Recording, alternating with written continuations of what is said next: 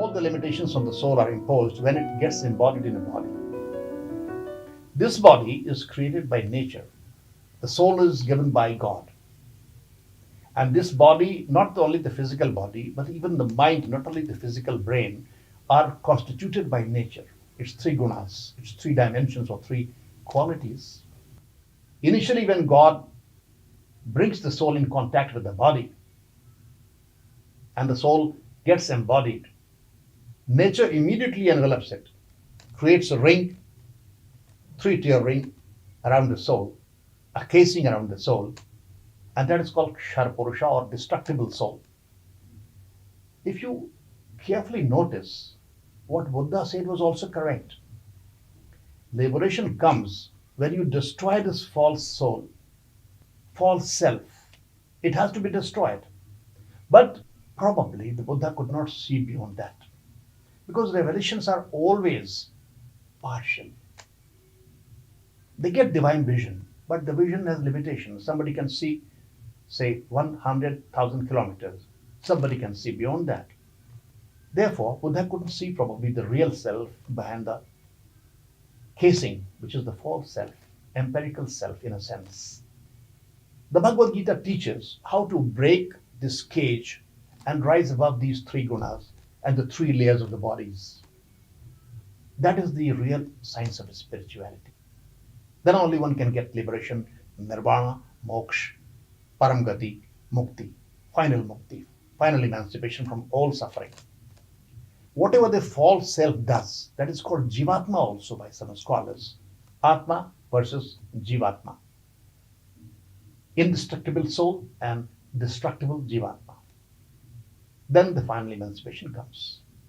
When the body is shed, all the three bodies are shed, created by nature. Even though the brain is necessary for consciousness, it acts as a seat for mind. And the mind draws its consciousness, or the brain draws its consciousness from the soul sitting inside.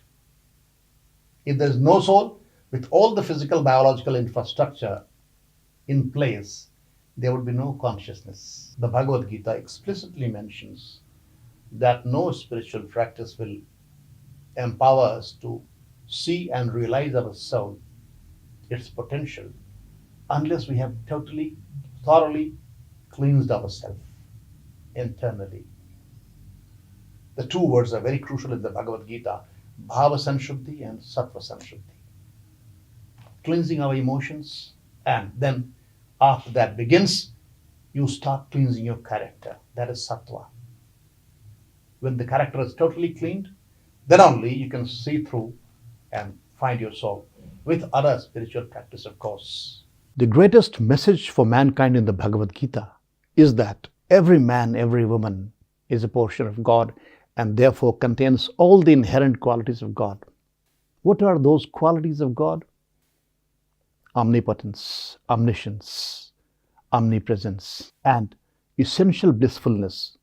As one advances in their spiritual practice under the guidance of the Bhagavad Gita, these qualities start manifesting themselves in the spiritual practitioner one by one and different degrees. He gradually becomes, if not all-knowing, he acquires a lot of inner knowledge.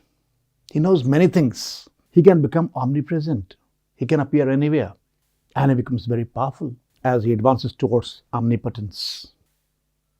And when the greatest quality of God starts manifesting in him or her, she or he becomes Atmani eva Atmana tushta. Happiness from within oozing out, unaffected by external circumstances. Therefore, there is no need for disappointment, depression. There is great hope.